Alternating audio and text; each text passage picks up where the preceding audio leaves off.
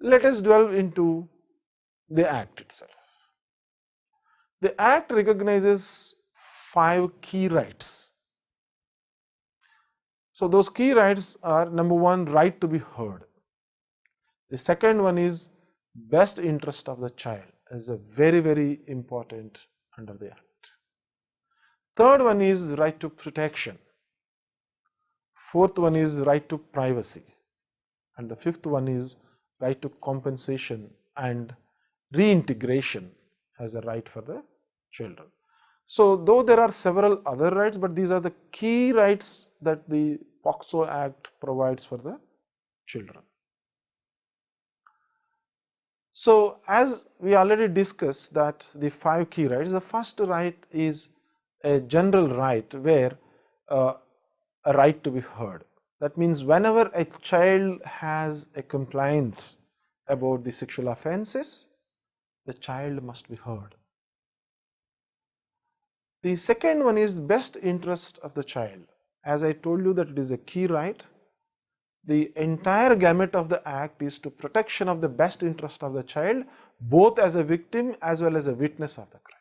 That means the best interest principle has to be kept in mind, not only when the child is a victim, but even if the child is a witness. Further, the court should interpret the provisions in manner which will best serve to the best interest of the child. That means whenever there is an interpretation issue, the provisions of the law should be interpreted keeping the best interest of the child in mind. And the Act specifically insists that the child-friendly atmosphere should be created in the courtroom, and the courtroom atmosphere should be supportive to the child. This is a very, very important ingredient under the Act. And the third right is right to protection. Now, it states that the state has to take appropriate measures to protect the children from all forms of sexual exploitation and sexual abuse. That means the Act not only punishes for the sexual offences, but it imposes a duty on the government to protect the children from sexual exploitation as well as sexual abuse. And the fourth right, the right to privacy. For proper development of the child, his or her right to privacy and confidentiality has to be protected. And it is not only confidentiality be protected, and also the right to privacy should be respected. And the right to privacy should be respected throughout the judicial proceedings involving the child. That means right from the complaint till disposal of the case, the right to privacy of the child should be protected, and it should be protected throughout all the stages of procedure. And the fifth right, right to compensation and reintegration, the Act empowers the special court to order the state government to pay compensation to the child in case of sexual offences when it amounts to physical or mental trauma caused by the sexual offence.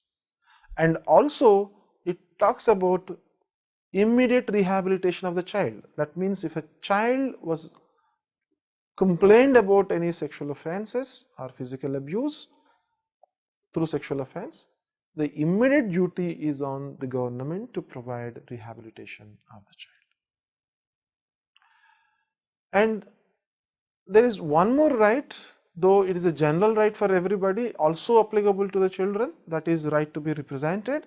The Act recognizes right to representation as a key right for the child, and right to representation could be through legal practitioner. That is also recognized. What we do now, as we have already looked into what are the rights of the children under the POCSO Act, we will look into what are the kinds of sexual offences recognized by the POCSO. It recognizes 7 specific offences. The first one, penetrative sexual assault. Second one is aggravated penetrative sexual assault. Third, sexual assault. Fourth, aggravated sexual assault. Fifth, sexual harassment. 6. Using a child for pornographic purposes. 7. Storage of pornographic material involving in a child. So, if you look at and recollect what we discussed in the beginning of the class, that specifically this act was passed to protect the children. Why it was passed? Because we knew that the Indian Penal Code is a general law that prevents the crime in the society, but this being a special offences, there is a more emphasis is needed, therefore the act was passed. So let us look into each one when it amounts to an offence. The first one, penetrative sexual assault. It involves some form of penetration by a body part. That means if any person penetrates his or her body part with the child, it amounts to penetrative sexual assault. It could even be a finger or any other object into the body of the child. And again, it was not restricted to only the private parts of the child, even a penetration in the mouth amounted to a penetrative sexual assault under the POCSO Act. And if you look at the punishment for penetrative sexual assault, there is a minimum punishment of 7 years and maximum punishment of life imprisonment and fine. So the Act looks at penetrative sexual assault as a very serious offense. The second one is aggravative penetrative sexual assault. That means, as we already discussed what is penetrative sexual assault, we will look into when that penetrative sexual assault becomes aggravated. It says aggravated penetrative sexual assault is based on the status of the offender, his or her relationship with the victim, status of the victim, the impact of the victim, as well as the context and gravity of the assault. That means what we are going to look at for aggravated penetrative sexual assault, number one, what is the status of the accused, status of the victim, the relationship between the victim and the accused, and also the gravity of the assault and context of the assault. So these are the factors that would decide what is aggravated penetrative sexual assault. So therefore, a penetrative sexual assault amounts to aggravated assault when the offender is like a police officer, member of the armed force, security forces, public servant, management of or staff of a custodial institution for the children, management or staff of a hospital, religious institutes, or even a relative of the child, for example, father, mother, brothers, or any other relatives. So that means what we are looking at this stage is that whether the accused is in a position to dominate the child because of either because of his position or because of his relation with the child. And in addition to what we discussed, the relation, there are other kinds of aggravated penetrative sexual assaults also recognized by the POCSO Act. Few of them are, for example, if the penetrative sexual assault is caused by a gang, it amounts to aggravated. Similarly, when there is a use of deadly weapons or use of heated substances, corrosive substances, example acid, cigarette, knife, sharp weapons, etc. Or even repeated penetrations, that means even though they are not based on the relationship, but there is a repeated penetration would amount to aggravated penetration. And making the child to strip or parade naked in the public also will be treated as aggravated or penetrative sexual assault. Or after the penetration, attempt to commit the murder of the child, that means a penetration followed by attempt to murder, or when it is in the course of communal or sectarian violence. So therefore, the aggravated penetrative sexual assault is also recognizing the communal violence. The punishment, as we expect that it is being an aggravated form of offence, the minimum punishment is 10 years rigorous imprisonment, maximum punishment is life and fine. The third kind of offence that is recognized by the Act is sexual assault. The term itself shows that it is non-penetrative, means it is touch-based offence. If the accuser does any of the following things with a sexual intent, amounts to an offence. So, as we already discussed, there is no penetration is required. If there is a penetration, it comes under the first kind. So, if anybody touches the private parts of the child, or making the child to touch private parts of the accused, or making the child to touch the private parts of another adult or another child, or doing any other act which involves physical contact without penetration, amounts to sexual assault. As it is only a sexual assault, not a penetrative sexual assault, the punishment for this offence is comparatively less. The minimum 3 years punishment is prescribed, up to 5 years is the maximum with fine.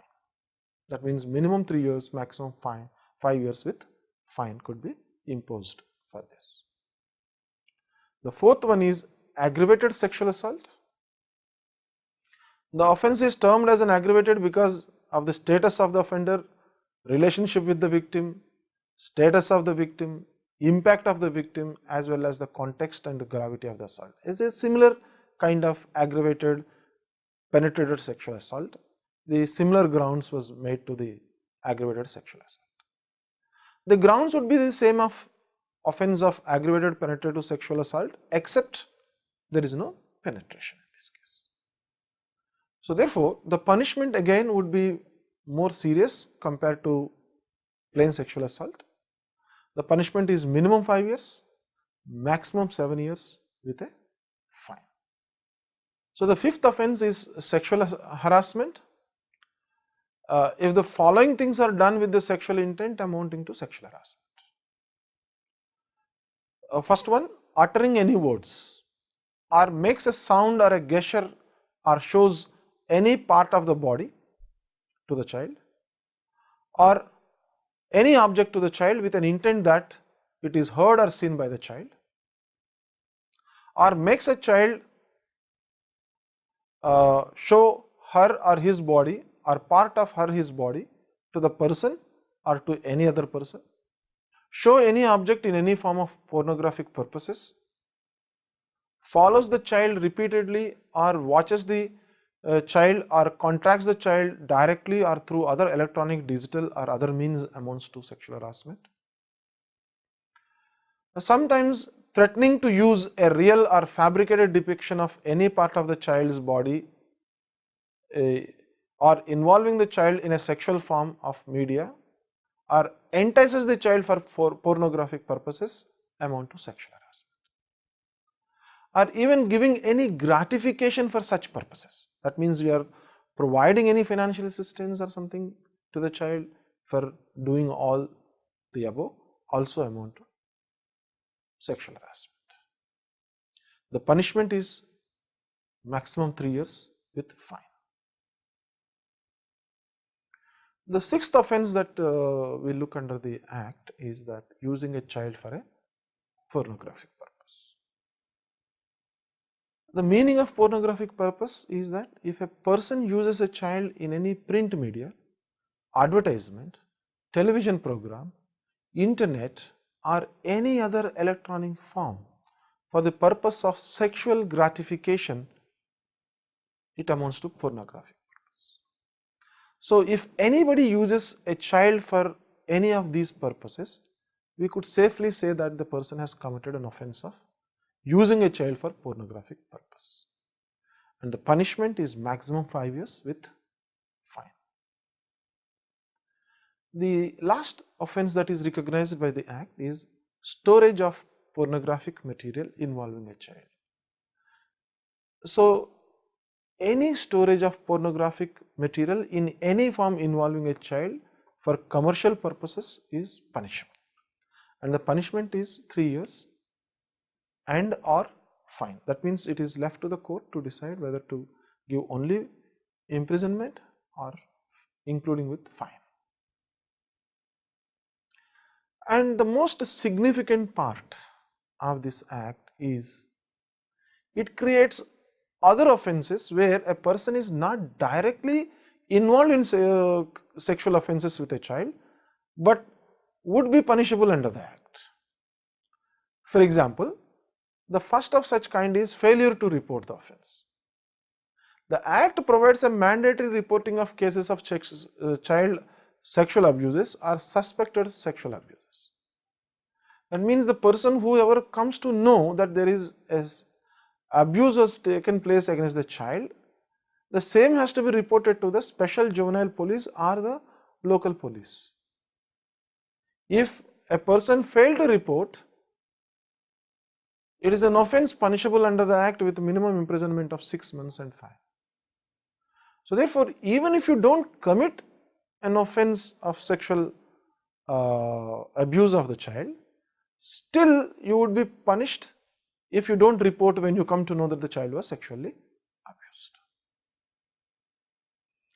Suppose if a child juvenile police unit or the local police unit fail to record the complaint, that means when a complaint was made to this juvenile police or to the local police by any person that their child was abused and they refuse to register the complaint, it's an offence. So therefore, failure to record a case, that means record a complaint, is also an offence, and the offence is punishable up to 6 months imprisonment or fine or both. The third kind of offence is giving a false complaint. In case if anybody given a false complaint or given a false information to the police to register a case under the POCSO Act, the punishment is for the imprisonment of a maximum term of 6 months or fine or both. That means you can't use POCSO for settling personal scores. However, the Act clearly says that the child cannot be punished for making a false complaint or giving a false information. That means if any adult person on behalf of the child gives a false complaint, then this act would apply and he could be given punishment, but the child would not be given that punishment. The other offence is for the medical personnel. It says in case of a sexual abuse happens and the child was brought to any hospital or any medical practitioner, and if they refuse to treat the child on any pretext, whether it is a police case, etc., etc., that amounts to an offence. And the person in charge of the hospital, public or private, whether run by the central government, state government or local bodies or any other person, can be punished with imprisonment for a term extended up to 1 year with a fine or both. So if you see that even a private hospital, a private doctor cannot refuse to provide first aid, and it's a serious offence. The offence is punishable up to 1 year. Then there is another peculiar kind of offence was recognized by the Act, is disclosure of the identity of the child. As we already discussed, one of the basic right for the child under the Act is privacy, and in the same lines it says if anybody disclose the name, address, photograph, family details, school, neighborhood or any other detail that would expose the identity of the child either through media or any other means without the permission of the special court is an offence. That means even when the media is reporting a news, they cannot write any details of the child which would expose the child's identity to the public. And the punishment for such an offence is imprisonment for a minimum of 6 months, which may be extended up to 1 year or fine or both. The identity of the child could be disclosed only with the permission of the court.